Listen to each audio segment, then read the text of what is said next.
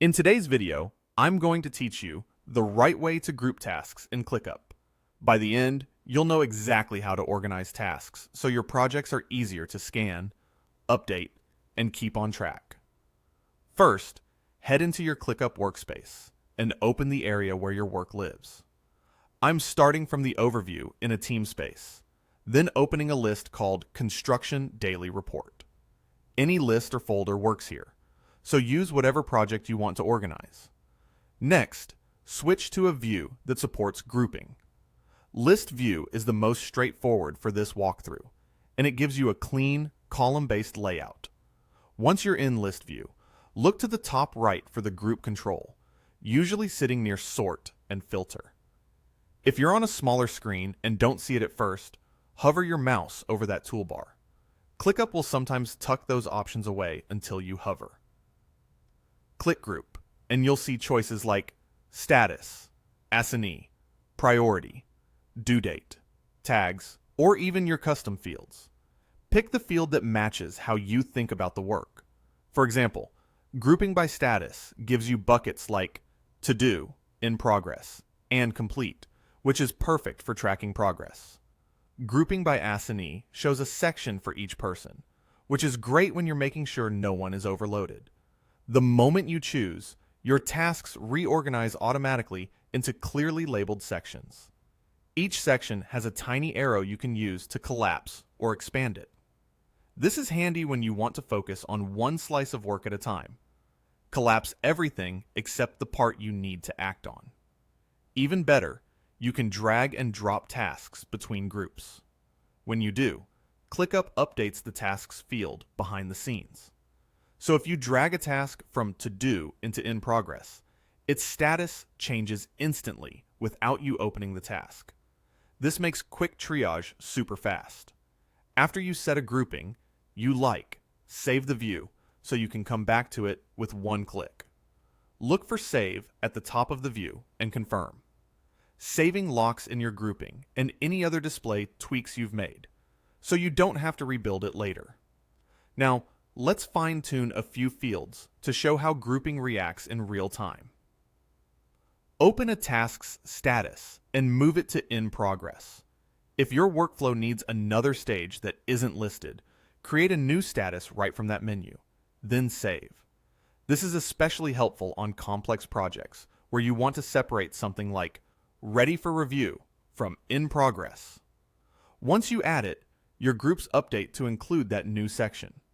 You can also add a new task directly while grouped. Click Add Task within the list, give it a name, and save.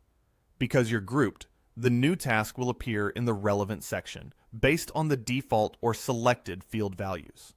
For example, if the default status is To Do, it'll land in the To Do group automatically. While we're here, let's adjust a couple of key properties on a task. Open Task Type, set it to Milestone, and save. Milestones can be great anchors when you're using grouping to keep critical checkpoints visible. Next, set the assignees. Choose the team member who owns the task and close the picker. If you're grouped by assignee, you'll immediately see the task move under that person's section.